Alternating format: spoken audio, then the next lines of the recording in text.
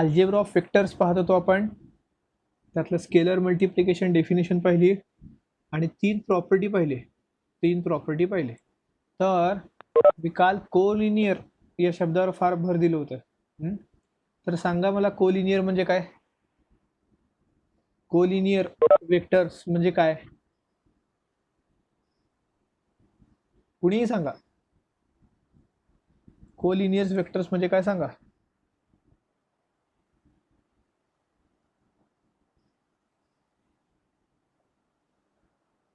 सांगा चला.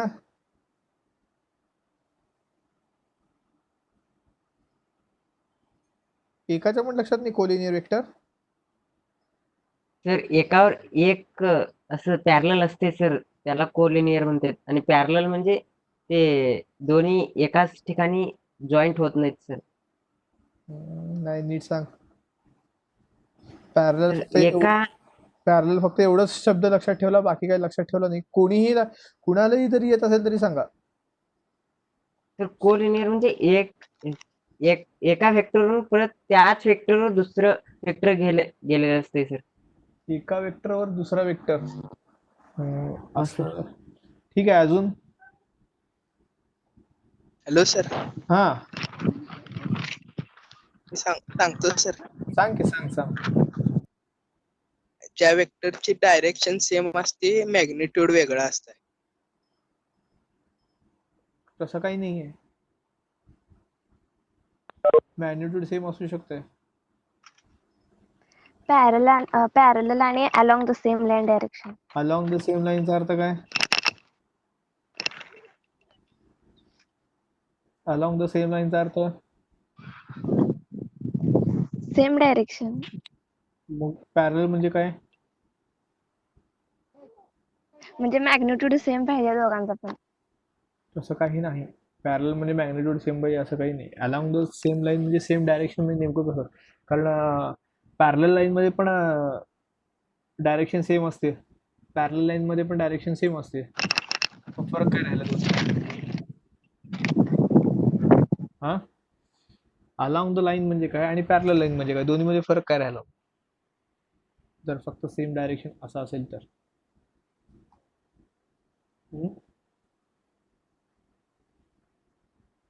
नीट सांगा.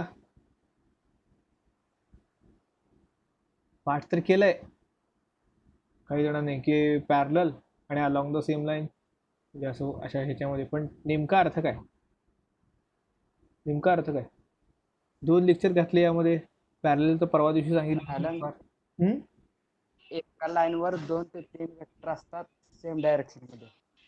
एका लाईनवर 2 वेक्टर असतात सेम डायरेक्शन मध्ये. बर, आणि पॅरलल म्हणजे ज्यांचे मॅग्निट्यूड आणि डायरेक्शन इक्वल असतात. मॅग्निट्यूड आणि डायरेक्शन इक्वल असतात. बर, मग आता इथं काय म्हणलंय? बर, मॅग्निट्यूड काही जणांचा भर तेच आहे की मॅग्निट्यूड वेगळं असतंय, डायरेक्शन वेगळं असतंय. काही एकाने म्हटलं होतं की डायरेक्शन सेम आहे, मॅग्निट्यूड वेगळं आहे. एकाने म्हटलं डायरेक्शन सेम आहे आणि मॅग्निट्यूड पण सेम आहे. म्हणजे डायरेक्शन सेम आहे हे तर कॉमन आहे. हां, फरक आता मॅग्निट्यूडमध्ये आहे. आता हे बघा इथं ए bar and K A bar, A बार आणि के ए बार हे इथं आपण बघितलं होतं कालच. म्हणजे काल एवढं सांगून देखील शेवटी सगळ्यांनी फक्त ऑनलाईन होते, बाकी लक्ष इथं तर नव्हतंच, फक्त ऑनलाईन दिसत होते दिसतं. लक्ष तर काही जणांनी दिलंच नाही. आजच्या ह्याच्यावरनं कळालं की काय, काल दोघा तिघांनी सोडलं तर लक्ष कोणीच दिलं नाहीये. सगळे फक्त नावाला ऑनलाईन होते. इथं दोघांची मॅग्निट्यूड वेगवेगळी दिसतेच की. दोघांची मॅग्निट्यूड बघा, डायरेक्शन सेम आहे पण दोघांची लेंथ वेगवेगळी आहे. तरी पण ते दोन्ही पॅरलल आहेत. म्हणलंच आहे. पॅरलल आहे म्हणलं कोलिनियर पण असणारच. हां, म्हणजे मॅग्निट्यूड आणि समजा सेम जरी असलं असतं हां, आपण वर बघितलं होतं एक्झाम्पल, इक्वल वेक्टरचं एक्झाम्पल बघितलं होतं. ए bar equal to B bar हे देखील पॅरलच असते. हां, फक्त दोघांचे काय डायरेक्शन तर सेम असतीच, पण मॅग्निट्यूड पण सेम असतं. तर पॅरललमध्ये मॅग्निट्यूडचा संबंध नाही, हे काल मी सांगितलं होतं तुम्हाला. पॅरललमध्ये मॅग्निट्यूडचा संबंध नाही. इथं फक्त डायरेक्शन सेम आहेत का हे आपण बघतो फक्त. हां, डायरेक्शन सेम आहे. समांतर समांतरचा पॅरलल म्हणजे समांतर, एकमेकांना समांतर. नदीचे दोन किनारे कसे एकमेकांना समांतर असतात, ते दोन्ही किनारे एकमेकांना पॅरलल असतात. म्हणजे काय, ते दोन्ही एकमेकांना समांतर आहे. बरोबर आहे का? नदीचे दोन काठ एकमेकांना समांतर असतात ते. ठीक आहे. मग ते जर तसं असतील तर ते काय पॅरलल आहेत. पॅरलल म्हणजेच ते काय आहेत, कोलिनियर आहेत. पॅरलल म्हणजेच काय, कोलिनियर आहेत. ठीक आहे. मग दुसरी डेफिनेशन अशी होती along the same line. Along the same line तर तुम्हाला इथं वाटेल तशी डायग्राम कडून एक्सप्लेन पण केलं होतं. अलॉंग द सेम लाईन, समजा एका लाईनवर 3 पॉईंट असतील, हां, आणि त्या 3 पॉईंट पासून जॉईन होणारे हे दोन वेक्टर्स, हे दोन वेक्टर एकाच लाईनवर, ठिकाणी सांगितलं पण होतं, दोन वेक्टर जर एकाच लाईनवर असतील तर ते दोन वेक्टर काय असतात आणि सेम डायरेक्शनमध्ये पाहिजे. बघा, नुसतं एका लाईनवर असून चालत नाही. नुसतं एका लाईनवर असून चालत नाही. इथं पण मॅग्नेट्यूडचा काही संबंध नाही आहे. मॅग्नेट्यूडचा कोलिनियरमध्ये मॅग्नेट्यूडचा संबंध येतच नाही. कोलिनियरमध्ये फक्त एकच बघायचं, डायरेक्शन सेम आहे का. अपूर्वा अनम्यूट कर, सॉरी म्यूट कर, साऊंड म्यूट कर तुझं. तर डायरेक्शन महत्वाची आहे. डायरेक्शन सेम पाहिजे, डायरेक्शन सेम पाहिजे.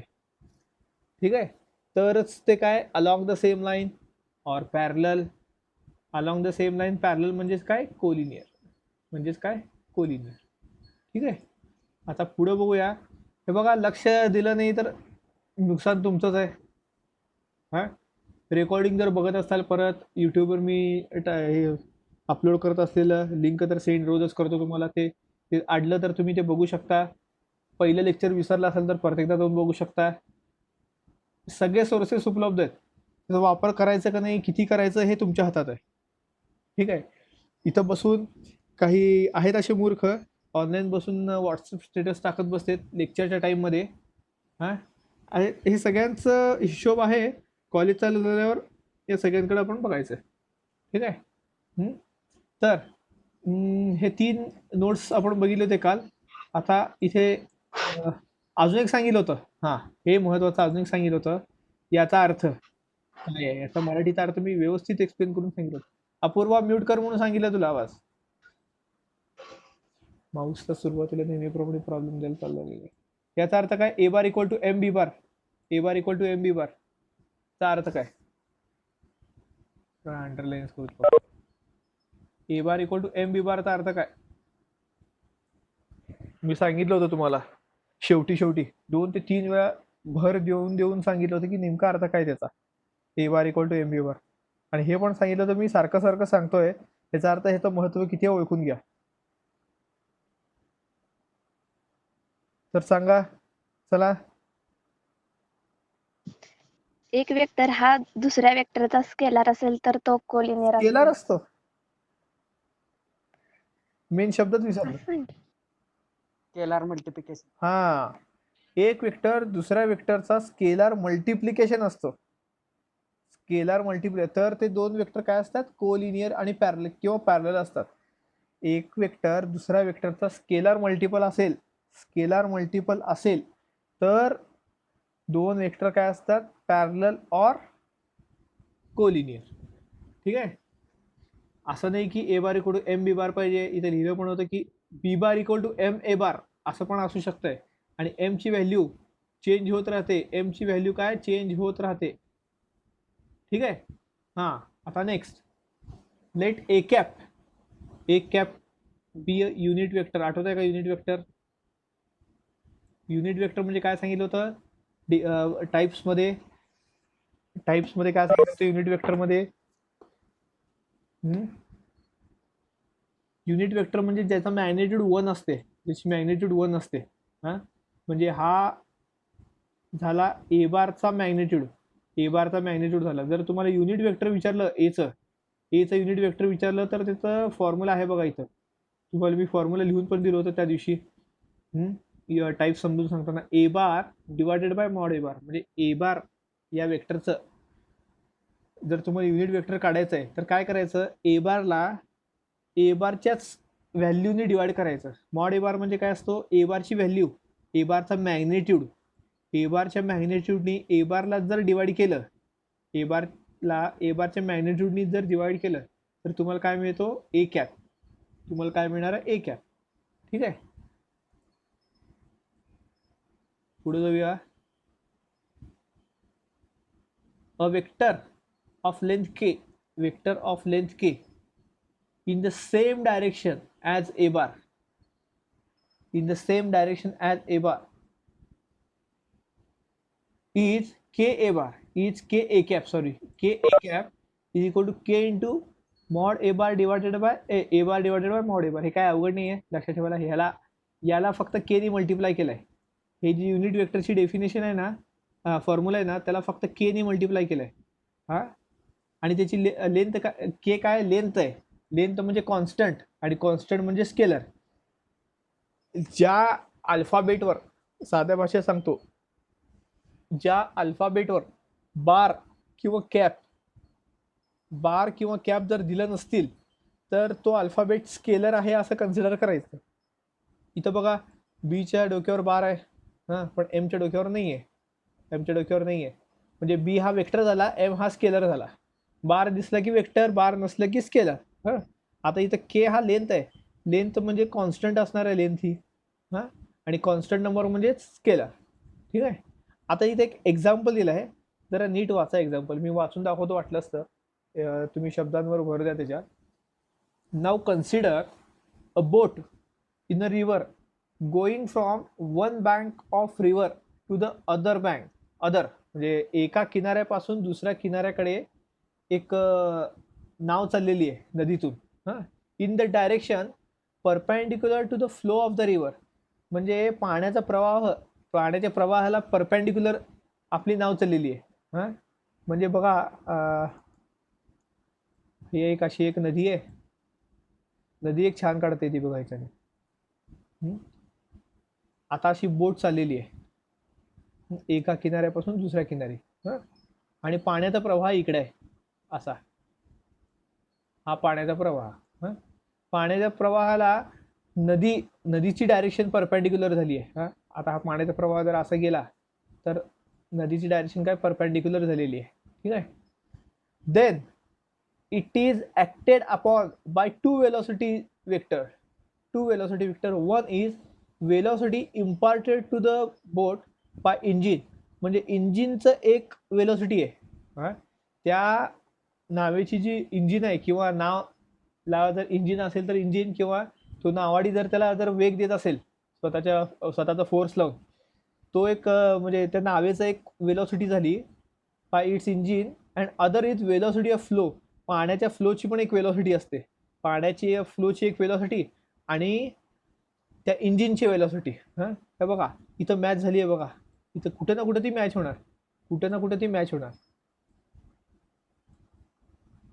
हे बघा इथं ती मॅच झालेली असणार आहे. हां, परपेंडिक्युलर, ज्या पॉईंटला परपेंडिक्युलर आहे तिथं ॲटलिस्ट तिथं तर मॅच झालेली असणार आहे. हां, under the simultaneous influence of this two velocity. कारण दोन्ही वेलोसिटी एकदम ॲक्ट व्हायला लागली.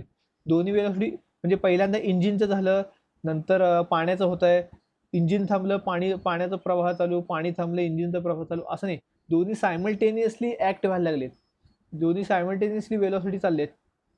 The boat start travelling with different velocity. मग अशा वेळेस काय होतं, तुम्हाला अनुभव आलाच असेल की, म्हणजे समजा तुम्ही हायवेवरनं गाडी चालवत आहे, तुमच्या उजवीकडून किंवा डावीकडून समजा जर जोराचा वारा आला तर गाडी थोडी हलते, गाडीची वेलोसिटी चेंज होते. गाडीची वेलोसिटी चेंज झाली म्हणजे काय, डिफरंट वेलोसिटी झाली. म्हणजे इंजिनच्या वेलोसिटीवर समजा जर पाण्याची वेलोसिटी जर अप्लाय केली तर बोट पूर्णपणे वेगळ्याच वेलोसिटीमध्ये ट्रॅव्हल करते. टू हॅव प्रिशियस वेलोसिटी म्हणजे रिझल्टंट वेलोसिटी जर पाहिजे असेल, बरं ठीक आहे, इंजिनची एक वेलोसिटी बोटवर ॲक्ट झाली, पाण्याची एक वेलोसिटी बोटवर ॲक्ट झाली. म्हणजे इथनं एक ॲक्ट झाला, इथून एक ॲक्ट झाला. ठीक आहे, मग इथे त्याची रिझल्टंट वेलोसिटी काय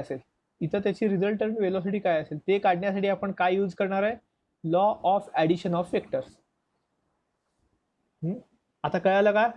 म्हणजे बघा इकडनं एक वेक्टर आलाय, इकडनं एक वेक्टर आलाय, मग याचा एंड पॉईंट आणि याचा एंड पॉईंट जर जॉईन केलात तर इथं हा एक सेपरेट वेक्टर तयार होतो. हा एक सेपरेट वेक्टर तयार होतो. हा एक सेपरेट वेक्टर आणि त्यामुळे काय तयार झालंय? ट्रायंगल तयार झालंय. ट्रायंगल तयार झालंय आणि जिथं ट्रायंगल आहे तिथं law of addition of vectors हे येणारच. Law of addition of vectors हे येणारच. ठीक आहे. तर आता थोडं पुढे जाऊयात आपण. हे एक्झाम्पल काय आहे? प्रॅक्टिकल एक्झाम काय आहे? एक्झाम्पल काय आहे ह्याचा तुम्हाला अर्थ कळाला असेल नेमकं काय आहे ते, की बोटची वेलोसिटी डिफरंट का होते.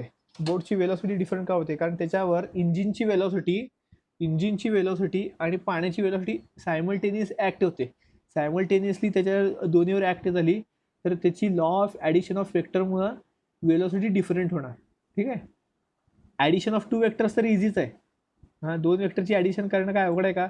If A bar and B bar any 2 vectors then their addition is denoted by A bar plus B bar. Okay. मग पुढे जाऊयात आपण.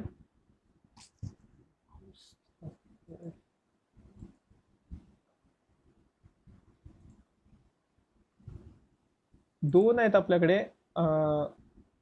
There are 2 laws of addition of vectors. 2 laws of addition of vectors. Parallelogram law. हां, हे कसं आहे बघा, नीट बघा डायग्राम. इझी आहे, काही अवघड नाही आहे.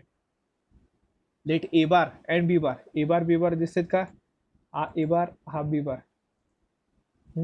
Consider A B bar and A D bar. Adjacent side दिसत का? हा ए डी बार आहे आणि हा ए बी बार आहे. Okay. Then A bar plus B बार, कारण हा याची लेंथ आहे small A bar, A B बारची लेंथ स्मॉल ए बार आहे आणि ए डी बारची लेंथ स्मॉल बी बार आहे, small B bar. Then A bar plus B bar lies along the diagonal of parallelogram with A bar plus B bar. म्हणजे याचा अर्थ काय सांगतो तुम्हाला, हे दोन ॲडजेसंट साईड असतील. ॲडजेसंट साईड म्हणजे काय? दोघांचे स्टार्टिंग पॉईंट एकच आहेत. दोघांचे स्टार्टिंग पॉईंट एकच आहेत पण डायरेक्शन अपोजिट आहे. म्हणजे अपोजिट म्हणता येत नाही पण डायरेक्शन डिफरंट आहे. डायरेक्शन काय डिफरंट आहे तुम्हाला इथं डायग्रामवरून दिसत असेलच. ए बी बारला बघा, ए बी बार इकडे आहे, ए डी बार इकडे आहे. डायरेक्शन दोन्हीचे वेगवेगळे आहेत. ठीक आहे. मग त्यांची जर ॲडिशन केली, ए बार प्लस बी बारची ॲडिशन केली तर तुम्हाला काय मिळेल?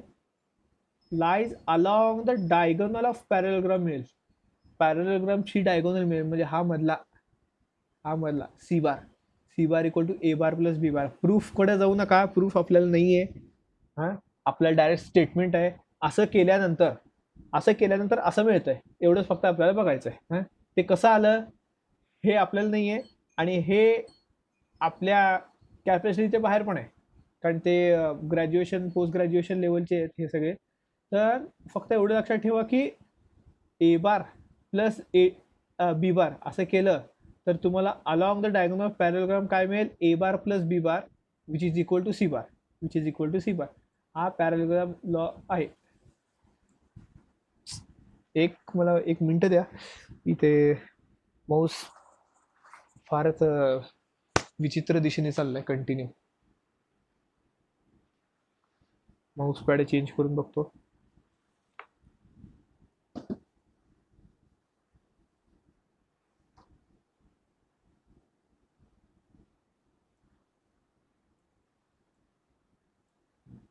त्यातल्यातच बरं आहे. इझी आहे. C bar equal to A bar plus B bar. हा झाला लॉ ऑफ पॅरलोग्राम. डायग्राम महत्वाची आहे. डायग्राम खरंच फार महत्वाची आहे. लक्ष द्या ह्याच्याकडं, कारण C bar equal to A bar plus B bar तुम्ही याची डायग्राम काढा म्हणलं तर नेमकं तुम्ही कशाची काढणार? कारण C bar equal to A bar plus B bar हे पुढच्या लॉमध्ये देखील आहे, ट्रायंगल लॉमध्ये देखील आहे. C bar equal to A bar plus B bar. तर तुम्ही कशाची काढणार? आणि नुसतं डायग्राम महत्वाची नाही, डायग्राममध्ये वेक्टर्सचं डायरेक्शन बघा.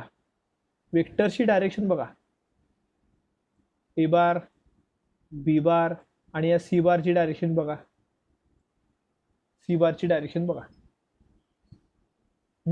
आणि अजून एक, ए बीला पॅरलल वेक्टर आहे इथं डीसी. ए बीला पॅरलल वेक्टर डीसी आहे. सीडी म्हणायचं नाही, ए बीला पॅरलल सीडी असं म्हणायचं नाही. का? कारण सी डीची डायरेक्शन अशी होणार आहे, चेंज होणार आहे सी डीची डायरेक्शन. हां, डी सी असंच म्हणायचं, ए बी पॅरल डी सी. आणि तसंच ए डीला पॅरल काय आहे, ए डीला पॅरल आहे बी सी, कारण दोघांची डायरेक्शन सेम आहे, कारण दोघांची काय डायरेक्शन सेम आहे. हे जर तुम्ही आता हे तुम्हाला दिलेलं नाही आहे, डी सी आणि बी सी तुम्हाला दिलेलं नाही आहे, पण ए बी ए सी आणि ए डी याच्यावरनं अंदाजे जर तुम्ही अशी, म्हणून तुम्हाला डॉटेड लाईन दिली आहे बघा, इथं डॉटेड लाईन दिलेली आहे. म्हणजे ही डॉटेड लाईनचा अर्थ काय असतो, हे ओरिजिनल डायग्राममध्ये नसतं आहे, हे ओरिजिनल डायग्राममध्ये नसतं आहे, पण ओरिजिनल डायग्रामला जर कंप्लीट करायचं म्हणलं तर हे असं तयार होत आहे. डॉटेड लाईनमुळे तयार काय झालं आहे, डॉटेड लाईनमुळे पॅरलोग्राम तयार झालं आहे. डॉटेड लाईनमुळे काय तयार झालं आहे, पॅरलोग्राम. ठीक आहे. तर हे जर तुम्ही जॉईन केलं सी डी सी आणि बी सी तर पॅरलोग्राम येतो. आणि जी ए बीची लेंथ आहे, ती डी सीची असणार, काय असणार आहे, ए बार. हां, जी ए डीची आहे तीच बी सीची असणार आहे, ती काय असणार आहे, बी बार, ती असणार आहे बी बार. हां, मग बघा इथे डायरेक्शन, इथे पण बघा, बी चाललंय सी कडे, डी चाललंय सी कडे, त्यामुळे ए पण कुठे चाललंय, सी कडे चाललंय. बघा ए पण कुठे चाललंय, सी कडे. पण इथं बघा, म्हणजे एंडिंग पॉईंटकडे जाणारं आणि स्टार्टिंग पॉईंट असणारं डायरेक्शन किती फरक पडत आहे. हां, इथले हे तिन्ही वेक्टर एंडिंग पॉईंटकडे चाललेत. हां, पण इथले तिन्ही वेक्टर स्टार्टिंग पॉईंट पण स्टार्ट झालेत, पण तिघांची डायरेक्शन गेलेली वेगवेगळी, तिघांची डायरेक्शन वेगळी केली आहे. म्हणजे असं कन्सिडर करा की एका धनुष्यबाणमधून 3 बाण मारलेत, तिन्हीची डायरेक्शन वेगळी आहे, पण तिन्हीचं स्टार्टिंग पॉईंट ते धनुष्याचं टोकच असणार आहे. हां, तिन्ही, आणि मधला बाण जो आहे, हां, तो काय असणार आहे, हा सी बार असणार आहे. हां, हा इथनं धनुष्यातनं बाण सोडला, एक बाण इकडे गेला, एक बाण इकडे जाणार, एक बाण समजा इकडे गेला असं. हा बी बार, हा सी बार, हा ए बार. अंदाज तर लावता आला असेल की नेमकं काय आहे. मधला जो असतो, मधला वेक्टर, इन शॉर्ट काय, मधला वेक्टर. तुम्ही जर बोटाचे 3 आकडे, हाताचे मधले 3 बोटं जर घेतले, त्रिशूल सारखं दिसेल तुम्हाला. मिडल फिंगर म्हणजे सी बार, आणि बाकीचे 2 म्हणजे ए बार आणि बी बार. तिघांची डायरेक्शन सेम आहे, पण तिघांचा स्टार्टिंग पॉईंट कुठे आहे, आपल्या हाताच्या इथंच आहे. त्यामुळे इमॅजिन करायला काही अवघड नाही आहे इतकं, समजून घ्यायला देखील काही अवघड नाही आहे. ठीक आहे. मग सी बारची ॲडिशन कसं करणार, मधल्याची ॲडिशन, मधला वेक्टर इज इक्वल टू बाकीचे ॲडिशन ऑफ बाकीचे 2 ॲडजसंट साईड. हे 2 ॲडजसंट साईड आहेत की त्यांची ॲडिशन, म्हणजे हा मधला वेक्टर हा झाला पॅरलोग्राम लॉ. कळालं का, बाजूचे 2 साईडची ॲडिशन म्हणजे मधला वेक्टर इज इक्वल टू मधला वेक्टर. इथं दिलं आहे बघा, ए बार आणि बी बार हे बाकीचे बाजूचे 2 साईड आहेत, त्यांची ॲडिशन केली, काय मिळालं तुम्हाला, मधला वेक्टर मिळाला, सी बार. ठीक आहे. तर पॅरलोग्रामसाठी एवढं एक्सप्लेनेशन बास आहे असं वाटतंय. दिसायला साधं दिसतंय, पण एखादा प्रॉब्लेम आला तर प्रॉब्लेम क्रिएट करतंय. Triangle law of addition of 2 vectors. If A bar B bar be any 2 vectors, then consider triangle ABC as shown in figure such that AB bar आणि BC bar. Then बघा, आता इथं बघा, इथे direction कडे लक्ष द्या, ट्रायंगल लॉ मध्ये डायरेक्शन कडे लक्ष द्या. कुठे गेलं, हां. Then A bar plus B bar is given by vector AC bar. म्हणजे हा AB बार आहे, कन्सिडर करा. हा BC बार आहे, कन्सिडर करा. हा AC बार. मी हे डॉटेड वेक्टर्स काढलेले नाही आहेत, ते सोडून बाकीचे बघायला लागलोय. A B, हे ए आहे का, ए बी आणि C, A to B, B to C, A to B, B to C. End point काय आहे, एंड पॉईंट सी आहे, म्हणून starting to end A to C येत आहे बघा. म्हणून स्टार्टिंग टू ट्रायंगल लॉ समजायला पॅरलोग्रामपेक्षा सोपं आहे. कारण डायरेक्शन सगळ्यांची सेम आहे. हे एकाच डायरेक्शनने चाललं आहे. इकडे कसं ए बी दुसरीकडे आहे, ए डी दुसरीकडे आहे, ए बी दुसरीकडे आहे, ए डी दुसरीकडे आहे. मग ए सीचं डायरेक्शन काय असणार आहे हे एक वेळ कन्फ्यूज होण्याची शक्यता असते. पण इथं बघा ए कडून बी कडे चाललाय, ए कडून बी कडे चाललाय, बी कडून सी कडे चाललाय. हां, मग असं वळसा घालून जाण्यापेक्षा डायरेक्ट ए कडून सी कडे गेलेलं बरं ना. म्हणून ए सी बार, म्हणून ए कडून सी कडे गेला ए सी बार. हे कळालं? तर हे तर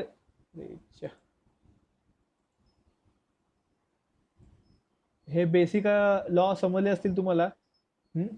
सबट्रॅक्शन ऑफ ॲडिशन तर ठीक आहे. हे यामध्ये काही अडचण असेल तर सांगा. पॅरलेग्राम लॉ, ट्रायंगल लॉ मध्ये काही अडचण असेल तर सांगा, विचारू शकता बिंदास.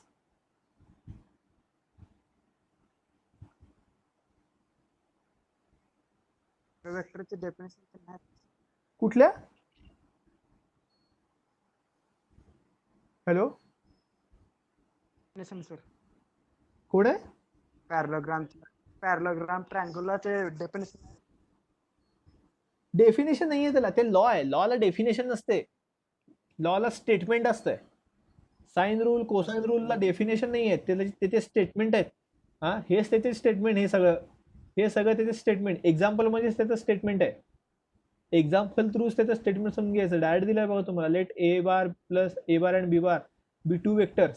Consider A B bar and A D bar along the two adjacent sides of parallelogram. एक पॅरलोग्राम आहे असं कन्सिडर केलं आहे आणि त्याच्यावरून पॅरलोग्राम लॉ डिफाईन केलेला आहे.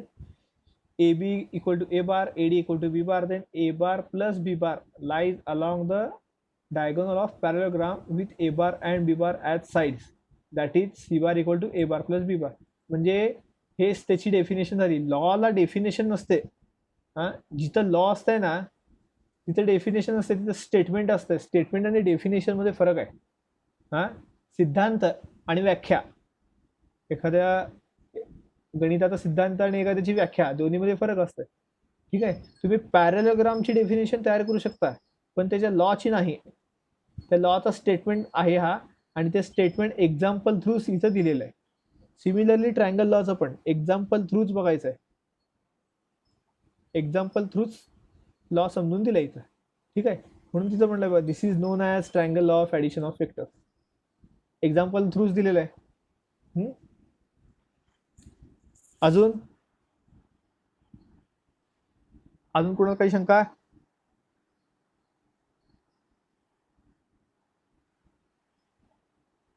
पुढे जायचं? ठीक आहे, पुढे जाऊया आपण. सबस्ट्रॅक्शन डायग्रामनी समजून घ्या बरं का. सबस्ट्रॅक्शन इझी दिसतंय. सबस्ट्रॅक्शन इझी ठीक आहे. सबस्ट्रॅक्शन म्हणजे एक प्रकारचे ॲडिशन. त्याच्यावर आपण बघत असतो. हे महत्वाचं इथं. ए बार मायनस बी बार म्हणजेच काय? A bar plus minus B bar, A bar plus minus B bar म्हणजे ॲडिशनच. फक्त एक वेक्टर निगेटिव्ह आहे, एक पॉझिटिव्ह वेक्टर आणि एक निगेटिव्ह वेक्टर. या दोन वेक्टरची ॲडिशन म्हणजे सबट्रॅक्शन ऑफ वेक्टर. कुठल्या दोन वेक्टरची ॲडिशन? दोनपैकी एक निगेटिव्ह पाहिजे. दोनपैकी एक निगेटिव्ह आहे बघा, negative vector of B bar. दोनपैकी एक निगेटिव्ह. इथं वर जर तुम्ही बघितलं, ए बार आणि बी बार दोन्ही पॉझिटिव्ह होते, दोन्ही पण पॉझिटिव्ह होते, त्यामुळे त्यांची ॲडिशन पण पॉझिटिव्ह असली. पण इथं ए बार आणि बी बार, इथं काय केलंय? ए बार आणि बी बारचं निगेटिव्ह घेतलंय, निगेटिव्ह वेक्टर घेतलंय. त्यामुळे एक वेक्टर पॉझिटिव्ह झालाय, एक वेक्टर निगेटिव्ह झालाय. त्यामुळं पॉझिटिव्ह प्लस निगेटिव्ह वेक्टर यांचं सबट्रॅक्शन झालं, ए बार मायनस बी बार. ठीक आहे. डायग्राम समजून घेऊ. मायनस बी बार ह्याचा अर्थ काय? बी बारचा निगेटिव्ह याचा अर्थ काय? बी बार ज्या डायरेक्शनमध्ये आहे त्याच्या अपोजिट डायरेक्शनमध्ये. आता इथं बघा, हा ए बार आहे. कुठला? ए बी बार हा ए बार झाला. आणि बी बार काय आहे? हा आहे बघा, बी बार काय आहे? बी सी बार आहे. डायरेक्शन बघा ए टू बी आणि बी टू सी. इथं इथं आपण वर बघितलं होतं बघा, इथं वर बघितलं होतं ए टू बी आणि बी टू सी म्हणून ए बार आणि बी बार होतं. पण जर तुम्ही बी बारची डायरेक्शन चेंज केली, बी बारची डायरेक्शन खाली जाणार, मग इथे गेली म्हणून मायनस बी बार, म्हणून मायनस बी बार. आणि त्याचा रिझल्टंट म्हणजे सबट्रॅक्शन केल्यानंतर काय येत आहे, ए बार प्लस मायनस बी बार म्हणजे एडी बार मिळणार तुम्हाला. तुम्हाला काय मिळणार, एडी बार. म्हणजे ॲडिशन ऑफ वेक्टर्स केले की ए सी बार मिळेल, ॲडिशन ऑफ वेक्टर मिळेल की ए सी बार मिळेल, आणि सबट्रॅक्शन ऑफ वेक्टर्स केले की एडी बार मिळेल. सबट्रॅक्शन वेक्टर केले की एडी बार मिळेल ना. But the direction is opposite. Opposite म्हणलंय बघा. Magnitude is same. Magnitude is same. हे काय चाललंय, magnitude is same as the vector BC bar, but the direction is opposite to that of. म्हणजे BC बारची magnitude ही BD बार एवढीच आहे, पण दोघांची डायरेक्शन अपोजिट आहे. दोघांची डायरेक्शन अपोजिट आहे. हे समजलं का सबट्रॅक्शन डायग्रामवरून? मला हे अपेक्षित नाही आहे, इक्वेशन अपेक्षित नाही, डायग्रामवरून समजलं का बघा.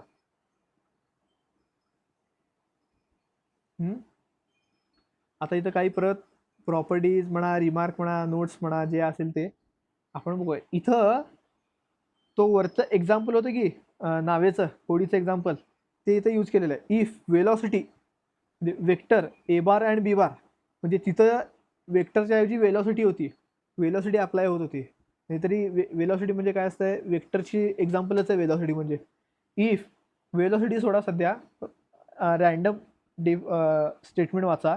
If vectors a bar and b bar are acting simultaneously, then we use parallelogram law. We use parallelogram law. If vectors a bar and b bar are acting one after another, one after, हे बघा, हे दोन्हीमध्ये किती फरक आहे बघा. हां, म्हणजे वेलॉसिटी कशी अप्लाय झाली आहे, वेलॉसिटी कशी अप्लाय झाली आहे त्याच्यावरून कुठला लॉ वापरायचा हे ठरतं आहे, कुठलं लॉ वापरायचं ठरतं आहे. इथं सायमल्टेनियस असेल तर पॅरलेलोग्राम, आणि ॲक्टिंग वन आफ्टर अनदर असेल तर ट्रायंगल. वन आफ्टर अनदर असेल तर ट्रायंगल. हे असं का बघा, वन आफ्टर अनदर असेल तर ट्रायंगल. ट्रायंगलचं डायग्राम आपल्या समोर आहे, त्याच्यावरून आपण हे समजून घेऊया. पहिल्यांदा ए टू बी गेलाय, मग बी टू सी गेलाय. म्हणजे पहिल्यांदा ए बी बार संपलाय, मग बी सी बार आहे. म्हणजे एकानंतर दुसरं आहे. वन आफ्टर अनदरचं बेस्ट एक्झाम्पल आहे बघा. पहिल्यांदा ए बी मग बी सी, पहिल्यांदा ए बी मग बी सी आहे. कळालं का? मग पण वर इथं गेलात पॅरलेलोग्रामला,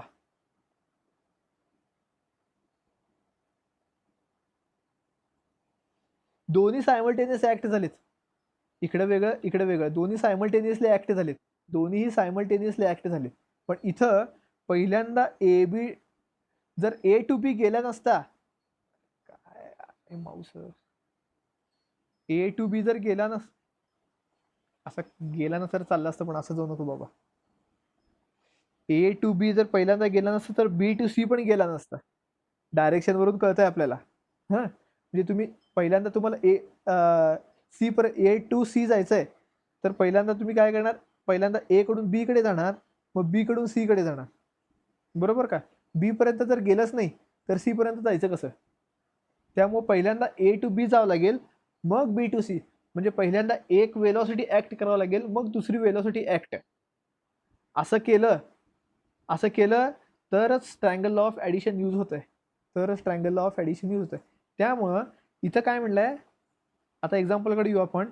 इथं सायमल्टेनियस म्हणलंय, पण आपल्या दिलेल्या या उदाहरणामध्ये इंजिनची वेलॉसिटी आणि पाण्याच्या फ्लोची वेलॉसिटी ही सायमल्टेनियसली ऍक्ट व्हायला लागली. ह्याचा अर्थ काय, तिथे पॅरलेलोग्राम लॉ यूज व्हायला लागलाय.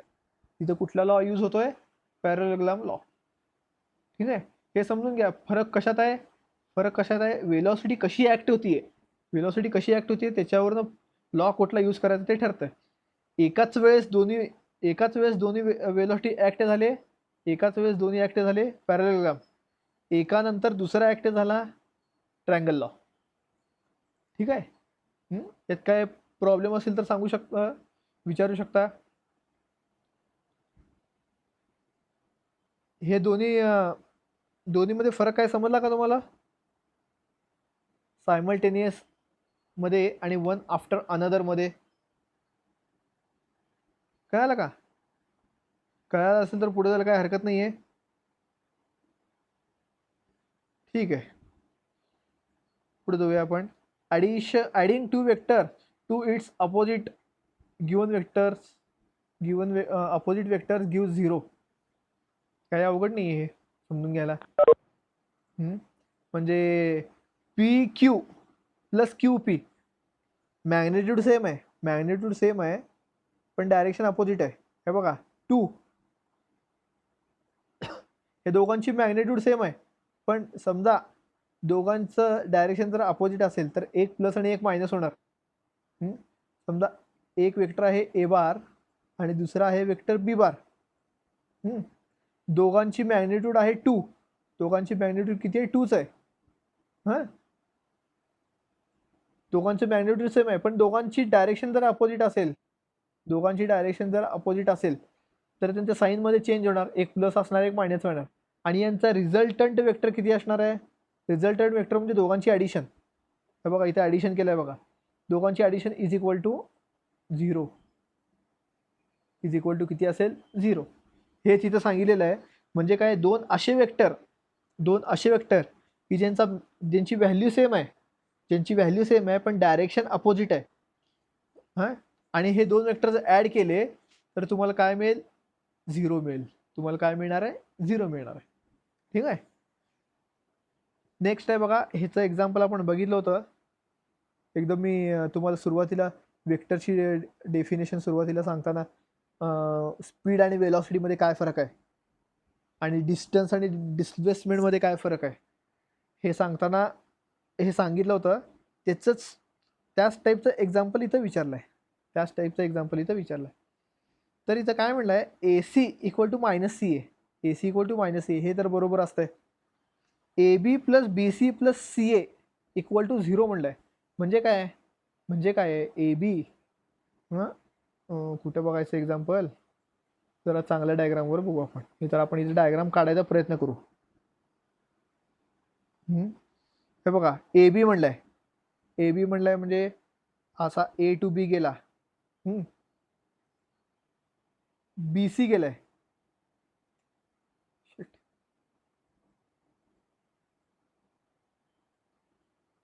हा बी सी. नंतर सी ए. डायरेक्शन बघा कशी आहे? A to B, B to C आणि परत सी टू ए, परत सी टू ए.